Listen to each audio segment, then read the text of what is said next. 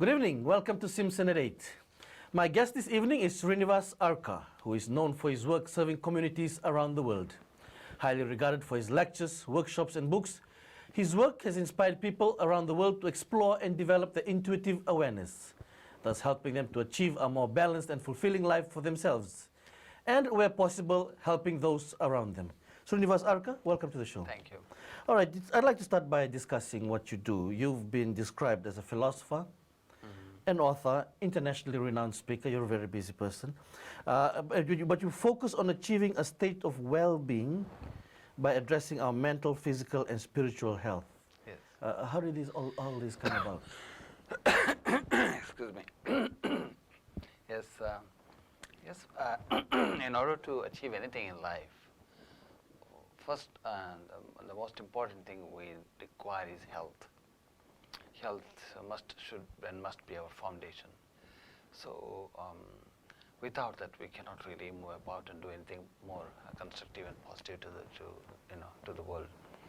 So and we live in our bodies, but we have no full awareness often of our own presence. So becoming consciously aware of our presence in the body, and also understanding our mind, especially the nature of our own mind, which is very unique to ourselves, and then and also we're carefully studying voluntary and involuntary organs in the body, voluntary movement. There are two aspects to it, voluntary and involuntary. So involuntary organs are really working, the system is working so beautifully, like such as heart and digestive system, and then respiratory system are involuntary in the body. So a lot of people watch will say, man, this is really deep stuff. A lot of people go through life just, trying to get through the day, making sure what's on the table, making sure, what's that way, getting the money to working and getting through the daily grind of life. Why is it important that people take the time to think about these things, which is quite heavy stuff? I know it sounds heavy, but if we don't really spend a reasonable amount of time towards understanding our existence, our presence, our capacities, and our potentials, then nature has a system in place. It will, through circumstances, nature prompts us to really get into these things. So better we do it. Trying to get a little bit of time out of our routine, then it will give us back so much, so we can really perform better. Maybe we are engaged in routine so much, being so busy, but maybe often most of it may not be necessary to be that busy. That's right. We're just following the way things are. Things are. We don't. Is there an issue you see that people don't actually take the time to think? Yes, absolutely. Often we challenge things. Exactly. This is the way we do it. We're just going to keep doing it. Yes, like a machine type. We are programmed as though, and we just go in the direction. How many times really it clicks in our mind, oh my God, why am I doing this, isn't it? So many times, and then we just change the course of our direction. So it's every now and then humans as being on the top of the evolution on this planet at least. So we have to really withdraw ourselves from the external activities only to really become more empowered, more recharged, and more brightened up of our minds to do work smartly and efficiently and more sensibly. Because most people today, we follow a set, like you said, routine or behavior. We wake up in the morning, we have our breakfast, we get ready to work, you catch the bus or whatever, the taxi, you come to work, you take your lunch. Afternoon, you go home, you prepare dinner, you have dinner. Obviously. It's committed, lots of things. There's very few time where you sit and ponder, okay, Is there any other thing that way I can be doing these things? Yes, Can be exactly. living my life? Because it's a matter of really becoming, because we are interested in so many things in the world outside of our mind and being, but we should. I think it is essential for us to really somehow find time to contemplate upon who we are, where we are going, what we are doing, what are our capacities, and the qualities we have, and the knowledge we have, innate knowledge we have. What have we got to do? First, only when we have understood ourselves, we can do better.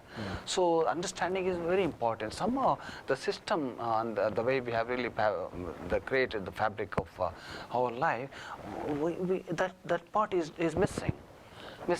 So often that's the reason people look for avenues to vent out their feelings and expressions and emotions to really get back to their trueness again. So we have to do that. So if we don't do that, body is going to really remind us. How many times body reminds us? Like not only just for food and drink, or even also went to seeking restfulness, and prompting us to really to simply sit in silence for a moment, or maybe observe nature. So the body gives up those signals. Yes, also the mind. So, but we don't follow the instincts coming in the body. So there is instinct as well as intuition in the body. But so many, it's because body is so intelligent body, highly intelligent and sophisticated. We have taken our own life for granted, body for granted, senses for granted. So much resources are there within ourselves before we explore the resources. How people became a few star-like humans became same like one of us became scientists. Yeah, that's quite a new way of looking at our body. It's a sophisticated piece of absolutely because work. Absolutely piece of work, because they got deep into not deep is not to be taken too seriously, means passionately. It's got inbuilt sort of system. Really amazing, really, that I spend more time on these things. And sadly, many of us don't get to use those systems. We just keep it going like like an ordinary sort of machine. Exactly. Something extraordinary. Yes, and also we have developed some artificial nature of identifying ourselves only with the material resources with us. But we are resourceful fundamentally.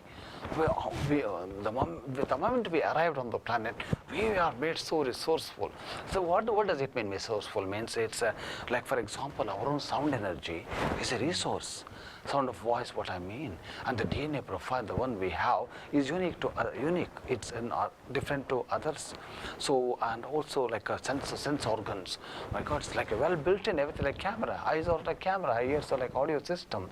And based upon the system we have nature with us, we are trying to develop artificial intelligence, imitation in a way, but still. But we ourselves that intelligent being. Absolutely. Yes. And also intuitive beings as well. That's another part. Okay. What do you mean intuitive? That's a very good question. See, we always talk about intellect, intelligence. That's the faculty of our mind, faculty of our surface manifested consciousness. Whereas intuition is something, it is a heart-based conscious faculty. Intuition, that all of us have got that, but it depends upon how many people explore that area. People who are really emotional people usually have some special intuitive faculty functioning. That's the reason they are able, they walk with that, they are directed by that intuitive kind of signals or maybe some indications, and that's how they make decisions without using much of their intellect, because that's where they live more. Right. So some others really only intellectual and resourceful intellectually. Right. So how would you use intuitive? Very interesting. Yeah. For example, how many times? How do you explore it? Beautiful. How do you explore it? Wonderful. It's a practice. It's a study. One has to experiment with it and make notes of what happens in them, and circumstantially how they decided, where they moved apart, what the outcome, and so forth. So how many times we get some thought, I want to do this. You're so confident, so inspired, so spontaneous. I'm going to do this. That's really going to bring so much Like a flash benefit. of brilliance. Absolutely, and so much benefit to others, and you really so with it. But what happens? Just within a few moments, we ourselves become like skeptical about that. Or is it going to work? Or maybe it's like a dream, or maybe simply some exactly. But again, we move on, and after a while, we come back to the same thought. Oh, I wish I had done that. Sometimes we come back after going through some long process, then we end up buying the same property, going to the same job, and doing the same thing. Right. It's back to the same ground. Grind. Yeah. So we're with Srinivas Arka, exploring our intuitive awareness. Yes. We'll go further with the discussion after a short break.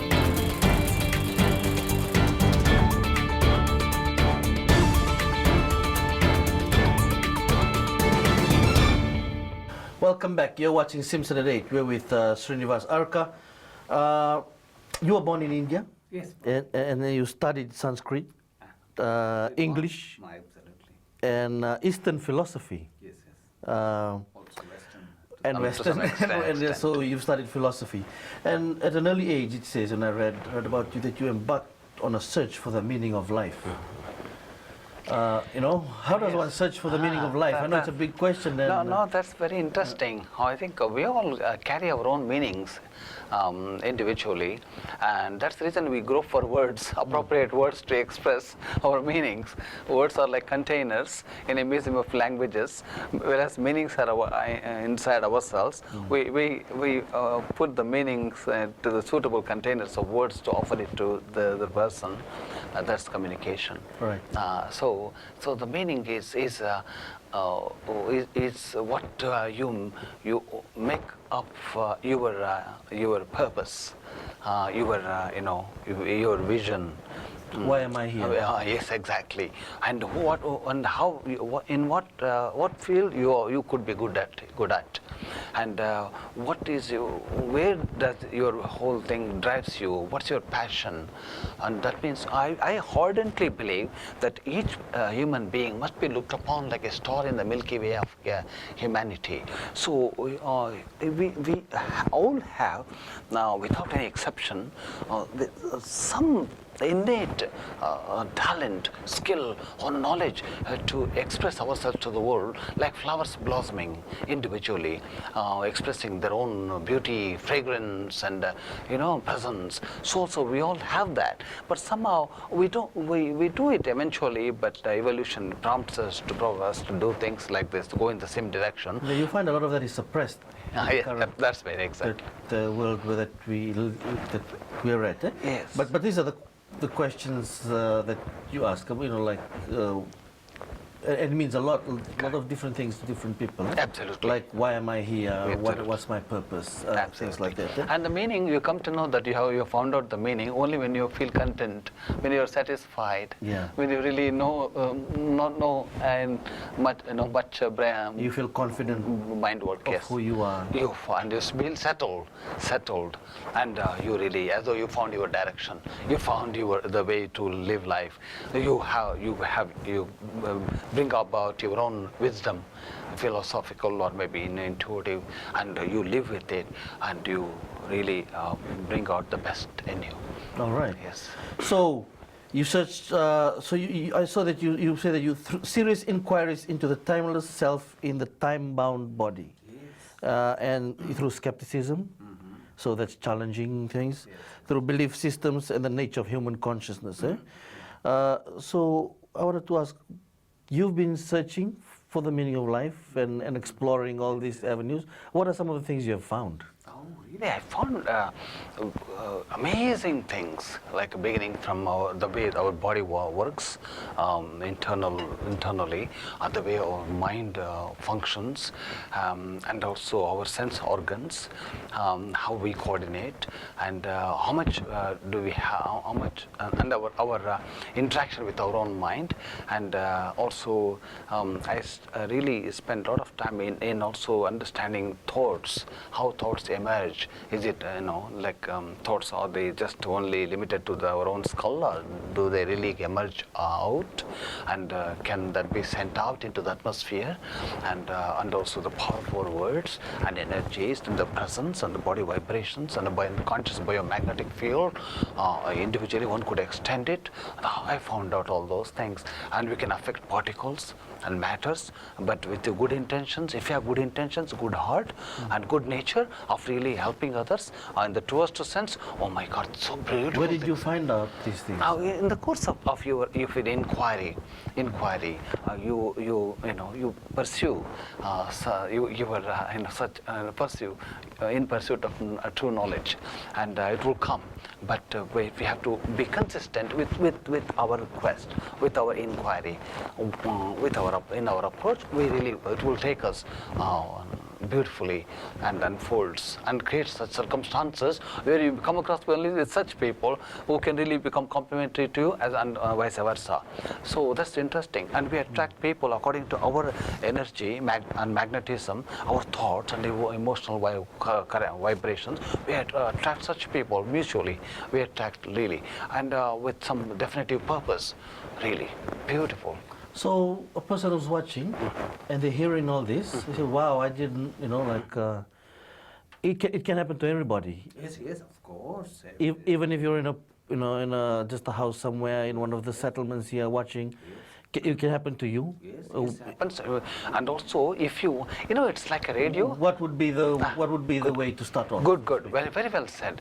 The phrase, like a radio, you tune in properly to the right appropriate station, the frequency, and just you hear beautiful sounds and meaningful information coming out. So also, we are like a cosmic radio in a way, cosmic satellites, and we ourselves we carry so much within us, and so much connectivity with the elements of nature, beginning from air to light to and ether and earth element and so much. So when we tune in, then something brightening happens. Wherever you are, that's where things go right, not go wrong, go right. Wherever, maybe you can say this, it's safe to say, wherever you are not there, things may go wrong a little bit, being in position or maybe doing, having some responsibilities. So it's attention, paying, focusing our mind. So thoughts can really, so when you are in that state, and some brilliant thoughts can really just emerge within you. But often we ignore them. But I would urge viewers not to ignore their own thoughts, the brilliant thoughts, yeah, and make notes of them. I think it's too big to explore. It doesn't matter. Exactly. You're not fit enough to be able to know those things. No, absolutely. Please put them, note them, put them down nicely and really in their own words, and then see what it is, and more new thoughts start emerging more beautifully. But allow them to come forward, allow yourself, help yourself to really blossom and grow and develop and feel the development. But often we block our own selves and drawing some confines. So we have to really go back to just the routine. Exactly, routine is good, but some you need to take good breaks, especially beautiful Fiji. Like we are blessed to have such a serene, inspiring environment. We should really be utilizing that facility more in order to bring the best and contribute more to the global, health and well-being. Right. You have thought a lot, and you've also put a lot of your thoughts in writing. Yes. So, what are some of the books you've written? How many books have you written? It's quite good, interesting question. Honestly, I didn't really sit some on location and really scratched my head and produce some thought out work. Not like that. I was whatever I am saying now, I used to really contemplate and really focus more on certain aspects. Then really I got some brilliant thoughts. Then I was really, my God, it's amazing how things are happening. That means we could tune in. Nature has abundant information to offer to us, such as the invention of television, radio, and satellite, and computers, and so forth. Much more to come. And so we are not trusting more of our intuition and inner consciousness and the resources within us. Fine. So that's how really. Then I used to give my talks, then record it and transcribed, and then produced books, and then I gave them title. Fine. Eventually, like Petals of the Heart book, Adventure of Self-Discovery, Becoming Inspired, Intuitive Intelligence Program, and so and those things. Yes, and how can people access these books? Just these days it's all online available. They could go and find. Just go online. You'll be able to find it. Just You don't Google need your name. Absolutely. Before we go to the break, you also use and practice a form of meditation. Sorry, how do you pronounce that? It is Arka Dhyana. Yes. So, which you say intuitive method helps us identify our true selves. And how does the meditation work? Yes, it is. I call it intuitive method in a way. Method. It's really. You have to utilize our own sense organs and the mind. Our mind being associated with the sense organs. Suppose mind is with the eyes, then only then you can see. When mind is involved with the sense of hearing, only then you can hear. This is a fact. And if your mind is not there in contact with this particular sense, even sense becomes just a tool because it's not functional, because it's not really responding. Only mind has to be there, presence of mind. That's the reason we call it presence of mind, isn't it? And allowing, exercising our mind, or maybe taking our mind, that type of awareness we talked about now, being in the eyes and ears, I said, in maybe in any portion of the body even. So allowing the body to like a ball of mind to roll around the body, predominantly in some key positions. So then it becomes, then you really feel how mind works, where it could be focused more, how to derive maximum results with your own mind, because we think negatively often, and we also become weak. But the vice and conversely, or maybe in contrast, when you really think constructively, positively, and when you utilize the power of the same power of our mind in the right direction, or consciousness, I mean in general. So mind is only a small thing. What we are talking about is consciousness, like ocean. Mind is just just like a representative of the huge consciousness. We are just talking about only on the surface still. Anyway, so much is going to be unfolded about human life. Through that meditation. Not only. Did you develop that meditation? Yes, I developed out of my own study and research for years and years. It took me nearly more than quarter of a century to come up with some method. Yes. But still, people can follow their own methods, however they wish to. But I really brought in this method where sense of touch, and then sound vibrations, following their own sound vibrations, and also touch, sound, and then breath, working with the breath. And this is your second or third visit to Fiji? Oh, no. I made several visits. Several visits. But not often, once in 3 years, 4 years maybe.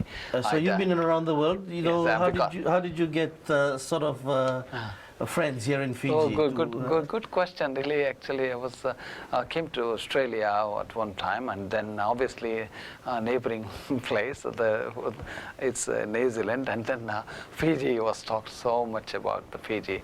Then really, I said, and the friends were. They became friends, and they all. Then you met from there, and then you've come here often. Yes. Not often, but I would love to. But you've come here enough, because of the tight schedule on the other side of the world, like Canada and England, and other places like Europe and Mexico, including South Mexico, like countries. Yeah. Yes. All right. You're watching Simpson Today. Don't go away. We'll be right back after the break.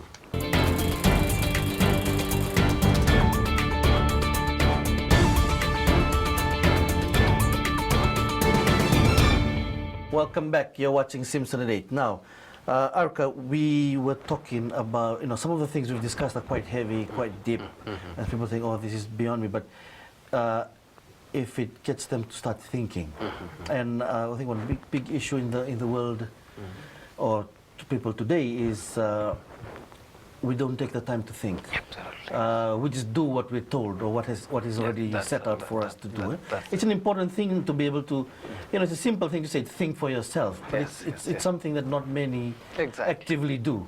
Absolutely. Is that something that you found? Yes, exactly. Thinking is a faculty. Means it's your ability, innate ability, and everyone thinks, but at different levels. But thinking can be sharpened like pencil, really. But the more you put yourself into thinking, your emotion and your passion, interest in it, and what you want to know, it becomes like a probing instrument, and it will really bring you like a scientific inquiry. It will bring you knowledge. That's how really scientists really brought in so much of knowledge. It was all available in nature. So thinking, but we should. It's a faculty, and also interestingly, it's not only thinking, also feeling. Feeling is very much ignored. We need to consider that as well. It's a unique faculty. It's like a resource for us. Feeling sensor. It senses. In the distance, we can sense it seriously. But we really somehow we have taken that part, that portion of our consciousness, resources, for granted. But if you can really, but what is the main thing here means? Wherever you are, that's where your presence is. So where you want to be, like if you have a big house, where are you? I'm in the reading room, in the lounge. So similarly, we have so many aspects in our consciousness. Where you want to be? You want to be where? You want to be in a feeling realm or thinking realm or in between. We can position ourselves like, for example, when we go outside, we talk differently. At home, you talk differently, correct? So interesting. And when you want to be the part of a serious, professional meeting with with the way tone change. you got it. That's called positioning. Positioning of our level, how we want to be, where we want to be. So also we can also become aware of our levels, positions, and and where we want to be. So you can And more of the time, we position ourselves where people have already positioned us. Yes, exactly. Interesting. So, and also discovering our unique potential. That's more important, because no one should ever undermine themselves. There's always something really you can do positively, constructively. You always have got something to offer. That's for sure. Even if you say, no, I don't have anything, I'm not literate, I'm just an ordinary person, just going to work and coming home. That's true. Understand. But still, within that, you could really still spend a little bit of more time to really contemplate more. Okay, where am I exhibiting my skills? Naturally, effortlessly, something is there. So, like each plant has got something to offer to the world ecology, isn't it? And also medicinal world. There's something to offer. So everything is so important. So in that case, human existence. And that way, it can give you that sense of satisfaction, of comfort, yes. of confidence, which is important, especially in a world full of stress and pressures. You founded also the Center for Conscious Awareness. Yes. So what does that do? Center Is it similar to what we've been talking about? Yes, exactly. To do for research study in this field and to help communities to really benefit more. For example, students to augment their skills in studies and facing challenges in sports. Also professionals. And also an intuitive intelligence program, which, from what I read, encompasses all the major themes of life, and yes. Health, self-awareness, health, communication, and relationship. That's right. And so let's touch on some of that, because, as you said, health, for instance, made up of several layers. Yes, absolutely. So layers, man. Physical. Everyone is talking about physical, but it's also mental, emotional, spiritual. Yes. And you describe on how you can improve what you were talking about in meditation, that rhythm. Yes. The body's natural rhythm to improve overall health. Many issues facing health today: NCDs, stress, mental health, stress. lifestyle issues. How does the program address this issue? Yes, yes, sir. Because like we have mainly like 4 fingers and a thumb, so there are altogether it's 5. So mainly 5 facets we just talked about. So our self-awareness should embrace all the facets as much as possible, equally. So then everything can grow together, and not to ignore anything. Try to, everything is important. So we have to try and spread out, like taking shower, showering our, cascading our consciousness on all the areas we just talked about. Right. And also, but what my one here I emphasize more on really stress, not to really carry stress.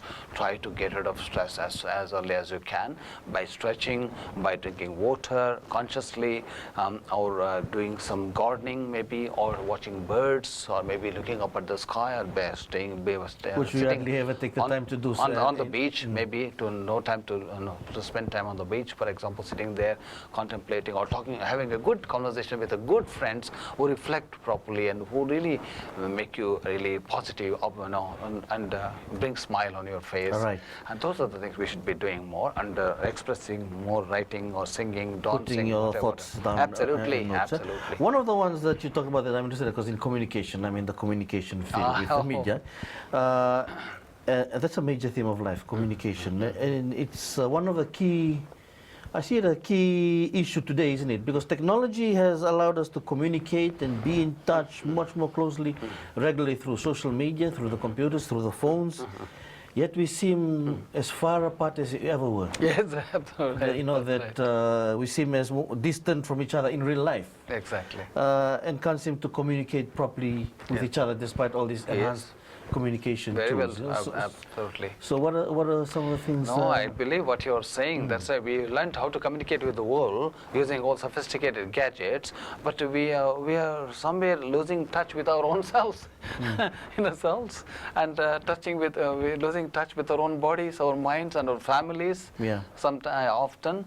So that needs to be addressed really properly, and that communication really like having a natural conversation, sitting there, having dinner at one table, family members, and really exchanging their information, so being so respectful of each other's views, opinions, that will really bring good things really in a lively environment. But we have to really develop that type of communications, like emotional communication, intellectual communication, and some simple communication, and we have to really open up those lines.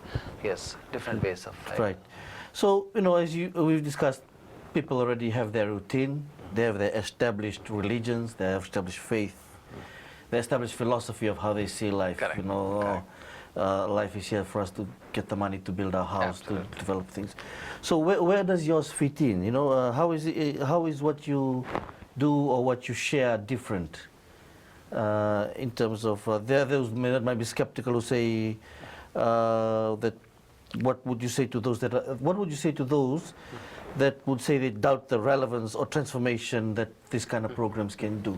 If they're saying, "Oh, I don't think that will really work," what would you say to some of those obviously, people? I believe that what they are saying is true, because they have not experienced it. They have not given themselves such an opportunity to explore. Obviously, that's how they say. But once they really begin to find out their specialness, what they have, their unique qualities, and their unexplored areas within themselves, they really, oh my God, they themselves become so surprised. How come I couldn't think of those things? How come I couldn't do all these days? Oh my God, so brilliant! And they really pursue that, and they really they raise their level so high in the performance level, and broadening of their perceptions and the communication, effective communication and so forth. They change forever. More positively and constructively. So explore it and give it a try. And they become an asset to their families and communities and to the world as well. And they shine like stars brilliantly. Srinivas Arka, thank you for joining us. Thank you so much. Thank you. Right.